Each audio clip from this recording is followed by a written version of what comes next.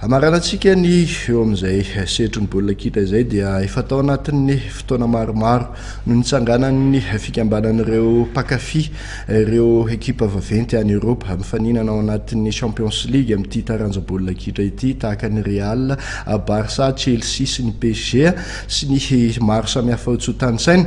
Nanapa-kevitra ary reto mpanohana sy mpakafy ireo ekipa goavana any Europa ireto fa hiakatra kianja. Niakatra kianja izy ireo nanomboka tamin'ny 3 Marsa teo mitondra fanazavana mahakasika izay fifaninanana karakareny reto mpilalao mpakafy ireo ekipa vaventy any Europa izay ary ny tompona ndraikitra ao amin'ny Madagascar France League na ny MFL nisafidy araka izany izy ireo fa tsy ho mpanohana fotsiny amin'ny alalan'ny fahitalavitra sy ao anatin'ny Facebook fa dia hiakatra kianja amin'izay. Karakaran'ity événement ity zay androany championnat natokana ho an'ny mpakafy baolina kitra any ivelany eto Madagasikara izy ity. Misokatra androany amin'ny fomba ofisialy ny fifaninanana ary mandritra ny 7 volana eo ny anatanterahana azy. Misy ekipa 10 mpanday anjara, ao ny United, Liverpool, City, Chelsea, Arsenal, Barcelone, Real Madrid, Bayern ary ny invité Hooligans. Tanjony MFL zany dia miampiaina amin'ireo mpakafy ny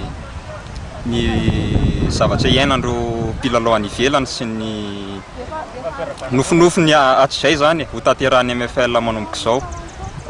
Le izy anjaran'ny mpakafy indray zany zao ny miaro ny voninahitry ny ekipa nakafiziny hatrizay, notohanany hatrizay, miaro ny lokony. Izy ireo indray no omena vahana amin'ny fanatanterahana izany. Ile izy zany misokatra be le fifaninanana. Normalement no weekend zany le izy, sabotsy sy lahady. Mety misy jour férié koa nefa fa le izy aloha volana Marsa ty zany stade ray ihany mandray anazy dia ny eto amin'ny Saint-Jacques-Bertieux Analamahitsy.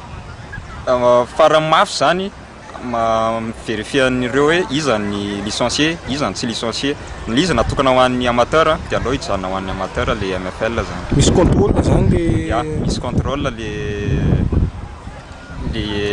anaran'ireo mpilalao mpanday anjara zany.